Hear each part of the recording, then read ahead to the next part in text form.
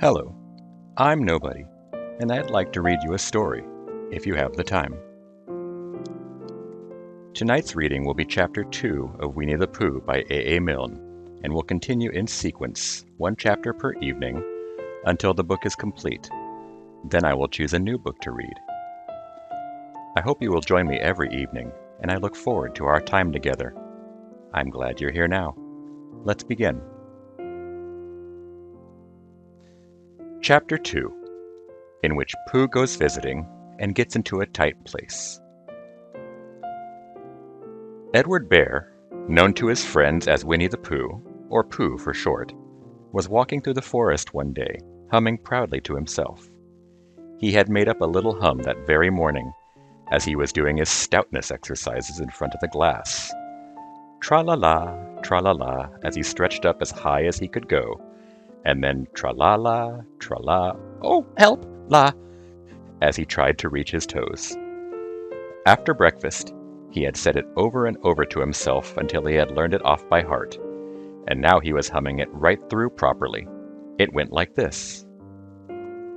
Tra-la-la, tra-la-la, tra-la-la, tra-la-la, rum-tum tiddle-um-tum, tiddle-iddle, tiddle-iddle, tiddle-iddle, tiddle-iddle, rum-tum tiddle-um.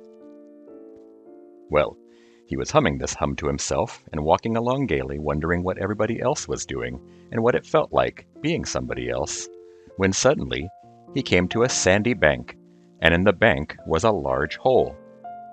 Aha, said Pooh, rum-tum tiddle-um-tum. If I know anything about anything, that hole means rabbit, he said, and rabbit means company, he said, and company means food and listening to me humming, and such like, rum-tum tiddle-um. So he bent down, put his head into the hole, and called out, Is anybody at home? There was a sudden scuffling noise from inside the hole, and then silence. What I said was, Is anybody at home?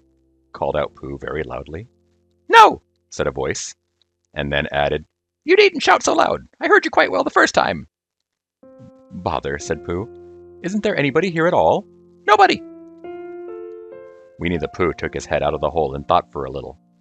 And he thought to himself, There must be somebody there, because somebody must have said nobody. So he put his head back into the hole and said, Hello, Rabbit. Isn't that you? No, said Rabbit in a different sort of voice this time. But isn't that Rabbit's voice? I don't think so, said Rabbit. It isn't meant to be. Oh, said Pooh. He took his head out of the hole and had another think. And then he put it back and said, Well, could you very kindly tell me where Rabbit is? He has gone to see his friend Pooh Bear, who is a great friend of his. But this is me, said Bear, very much surprised. What sort of me? Pooh Bear. Are you sure? Said Rabbit, still more surprised. Quite sure, said Pooh. Oh, well, then come in. So Pooh pushed and pushed and pushed his way through the hole, and at last he got in. You were quite right, said Rabbit, looking at him all over. It is you. Glad to see you. Who did you think it was? Well, I wasn't sure. You know how it is in the forest. One can't have anybody coming into one's house. One has to be careful. What about a mouthful of something? Pooh always liked a little something at 11 o'clock in the morning, and he was very glad to see Rabbit getting out the plates and mugs. And when Rabbit said, Honey or condensed milk with your bread, he was so excited that he said, Both. And then, so as not to seem greedy, he added, But don't bother about the bread, please. And for a long time after that, he said nothing, until at last, humming to himself in a rather sticky voice, he got up, shook Rabbit lovingly by the paw, and said that he must be going on. Must you? Said Rabbit politely. Well, said Pooh, I could stay a little longer, if you... And he tried very hard to look in the direction of the larder. As a matter of fact, said Rabbit, I was going out myself directly. Oh, well then, I'll be going on. Goodbye. Well, goodbye, if you're sure you won't have any more. Is there any more? Asked Pooh quickly. Rabbit took the covers off the dishes and said no, there wasn't. I thought not, said Pooh, nodding to himself. Well, goodbye. I must be going on. So he started to climb out of the hole, He pulled with his front paws and pushed with his back paws, and in a little while his nose was out in the open again, and then his ears, and then his front paws, and then his shoulders, and then... "Oh, help!" said Pooh. "I'd better go back."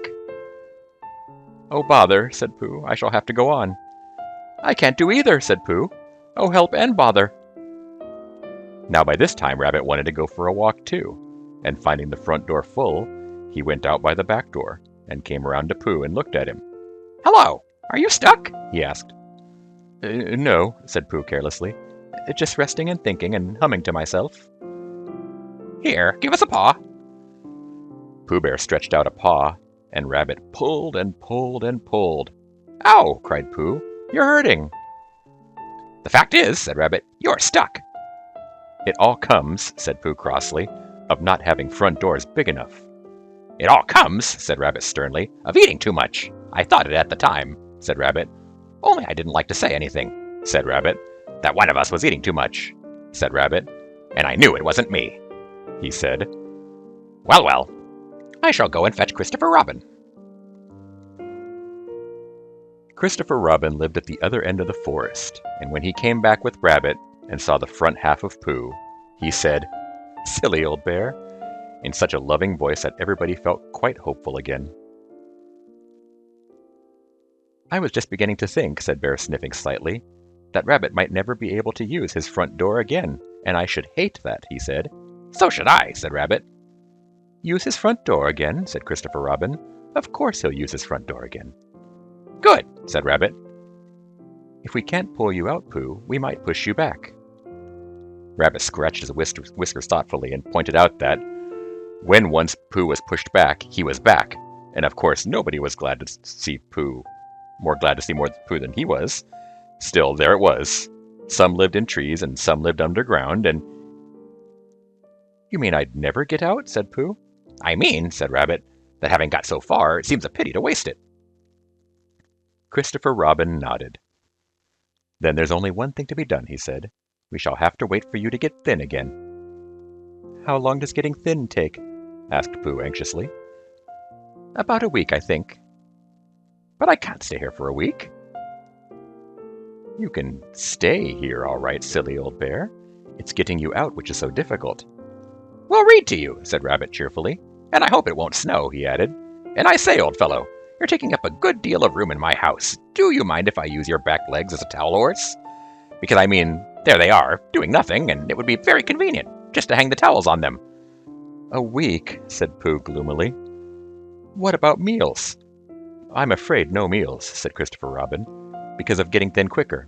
But we will read to you." Bear began to sigh, and then found he couldn't because he was so tightly stuck, and a tear rolled down his eye as he said, "Then when you read a sustaining book, such as would help and comfort a wedged bear in great tightness?" So for a week, Christopher Robin read that sort of book at the north end of Pooh, and Rabbit hung his washing on the south end. And in between, Bear felt himself getting slenderer and slenderer. And at the end of the week, Christopher Robin said, "Now!" So he took hold of Pooh's front paws, and Rabbit took hold of Christopher Robin, and all Rabbit's friends and relations took hold of Rabbit, and they all pulled together. And for a long time, Pooh only said, "Ow!" and "Oh!" And then, all of a sudden, he said, just as if a cork were coming out of a bottle. And Christopher Robin and Rabbit, and all Rabbit's friends and relations, went head over heels backwards, and on the top of them came Winnie the Pooh, free. So with a nod of thanks to his friends, he went on his walk through the forest, humming proudly to himself. But Christopher Robin looked after him lovingly, and said to himself, "Silly old bear."